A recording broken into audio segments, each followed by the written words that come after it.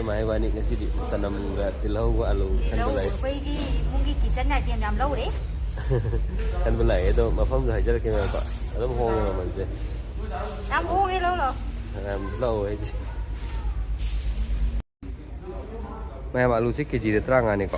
Aduga tilhau na kg da kuntranga hausi sari. Hausi ke ne di ngarang di 30 buk saram hai.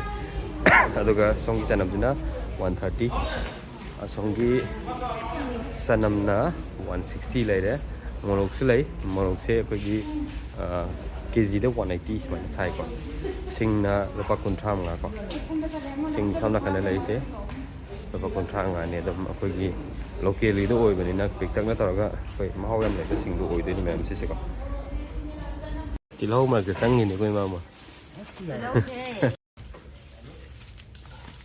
Tilhau kan kali ko wasi.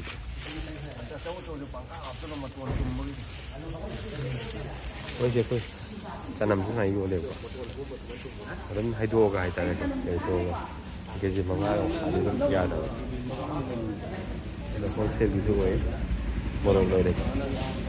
Re ti je ke alu je 75 Lofi ni ba 5 kg da. Ada onion 175 kg da. Ada macha thade alu jumra de atai atai ti ba macha thade.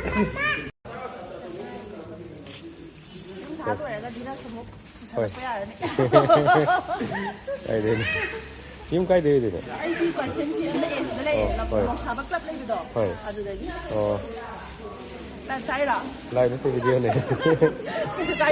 Đây video đây à bạn. Yang apa saya tu?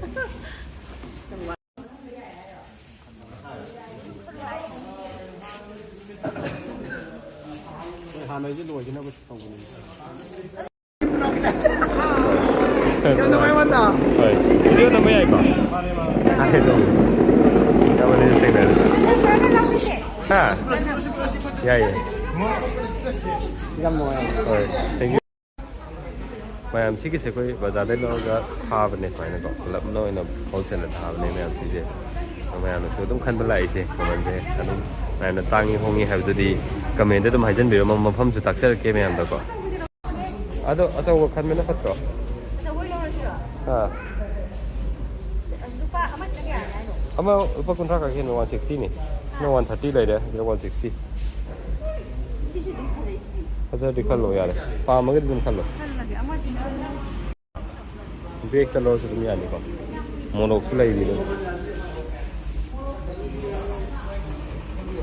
Ayo kalau ni kan. Kizim lau kau tu lah. Kizim tu lau sih, kau biar ni tu. Sanam di kizim lau ya ibu kok. Ya ya. Oh, okay. Sanam ni ya, hai, tang hai lau tu ni ya hai.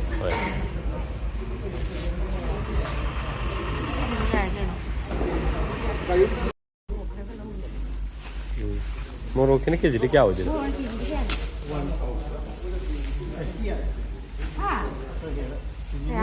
Kecil dia kau je ni morok je. Sama kamu dah. Ada macam lakon tu dah isaki kau, mana ke lakon ni dia macam ni kita pergi hap tu pun se, ya macam ni ko. Yang tunggu tu macam ni cara lakon tu nak kawan kan ni, lakon tu lakon ni. Asyik lagi boleh bola lau le tu ni pun kita mungkin bola bikin ni saya kau tentang mana nak lakon nanti di start ni kali apa kalau sana singkat kali bangga kerja macam ni sebab tu lakon bangga berat sesuai ke surprise ni macam tu sebenarnya sekolah lu tu tahu mana nak pergi di sini